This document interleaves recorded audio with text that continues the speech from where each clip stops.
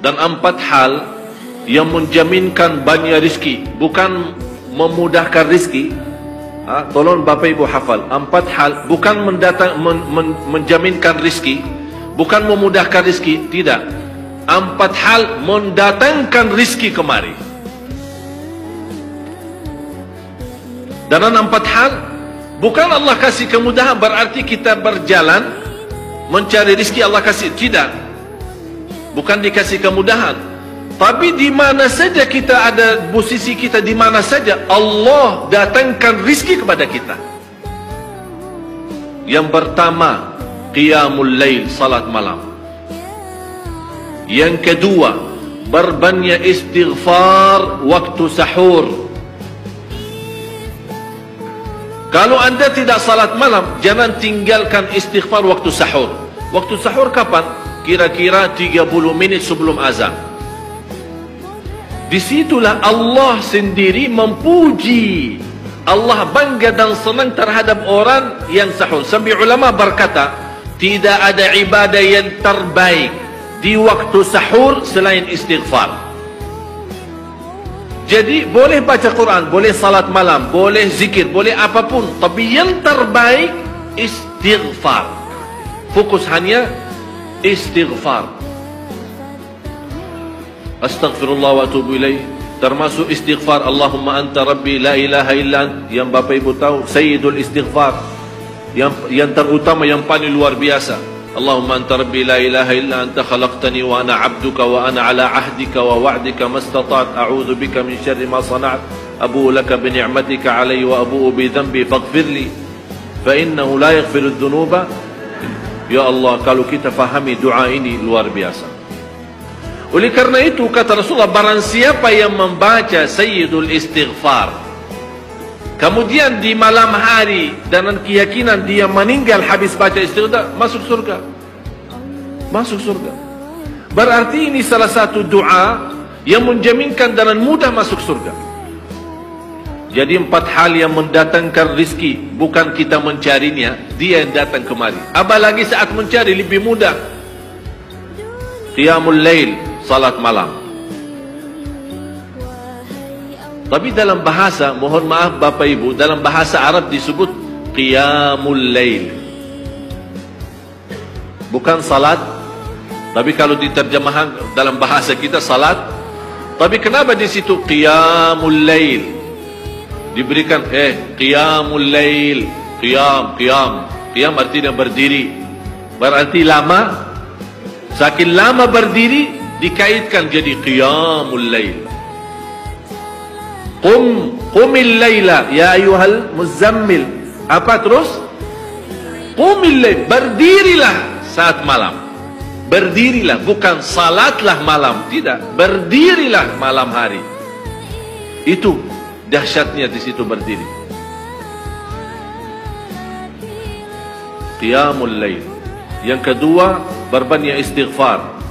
Yang ketiga, berbanyak sedekah. Sebenarnya bukan istilah berbanyak sedekah. Kadang-kadang orang bersedekah 100 juta, udah selesai, saya sudah bersedekah 100 juta. Bukan itu. Bukan yang dimaksud berbanyak sedekah itu dari sisi uang itu banyak atau sedikit, bukan. Yang dimaksud rahasia sedekah, ta'ahudus sedekah, istiqamah bersedekah. Istiqamah. Itu tidak menjadi masalah besar maupun kecil, itu tidak menjadi masalah. Karena bagi Allah tidak ada artinya besar maupun kecil, kita tidak memberikan kepada Allah. Karena Allah Maha Kaya. Tapi rahasia sedekah itu kita terus menerus sedekah. Siang, pagi, malam, siang, pagi, malam, pagi, besok, terus minggu depan. Tidak pernah berhenti. Setiap ada kesempatan selalu kita membawa sedekah. Itu namanya ta'ahudus sedekah. Ta'ahud kalau dalam bahasa sebuah janjian. Seolah-olah kita ada kontrak kerjasama antara diri dengan apa? Dengan sedekah.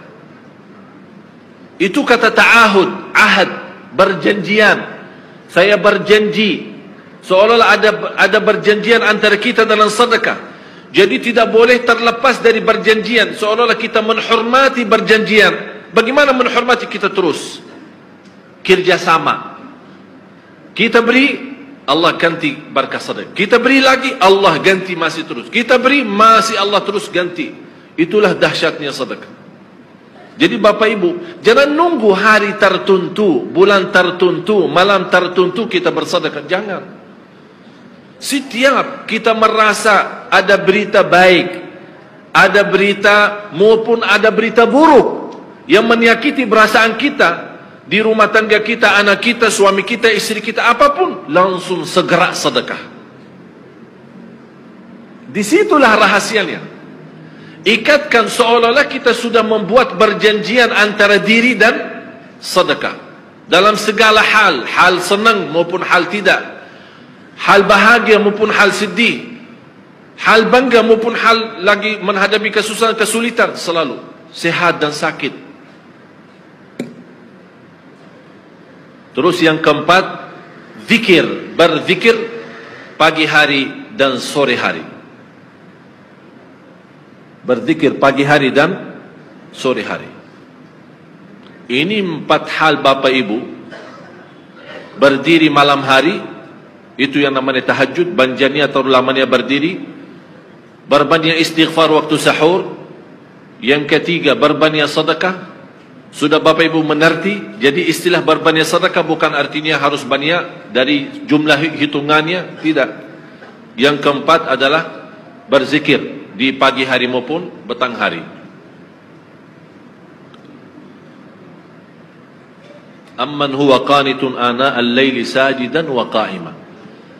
Sajidan wa qa'ima. Jadi Bapak Ibu, saat kita berdiri lama, walaupun baca satu ayat, diulangi berkali-kali. Walaupun baca surah pendek, tapi diulangi berkali-kali, tidak menjadi masalah. Bapak Ibu hanya hafal qulhu. Qulhu dibaca 3 kali, pahalanya seperti baca Al-Quran 30 juz. Ada seorang salih mengajak kawannya, sudah mendekati subuh, ayo bangun salat malam dan baca sepertiga Al-Quran. Langsung orang itu menjawab, bagaimana saya baca, sebentar lagi mau azan. Bacalah qul huwallahu ahad. Salat malam dan qul huwallahu ahad. Jadi Bapak Ibu, yang saya harap, jangan susah fikir, ya Allah saya mau baca apaan. Tak usah susah fikir. Baca dan nikmati, yang penting nikmati bacaan. Walaupun qul huwallahu ahad setiap hari. Kalau kita bosan baca, Allah tidak akan bosan mendengar. Malah Allah paling senang mendengar bisikan bacaan dan bisikan doa kita malam hari. Allah paling senang mendengar bisikan doa munajat kita malam hari.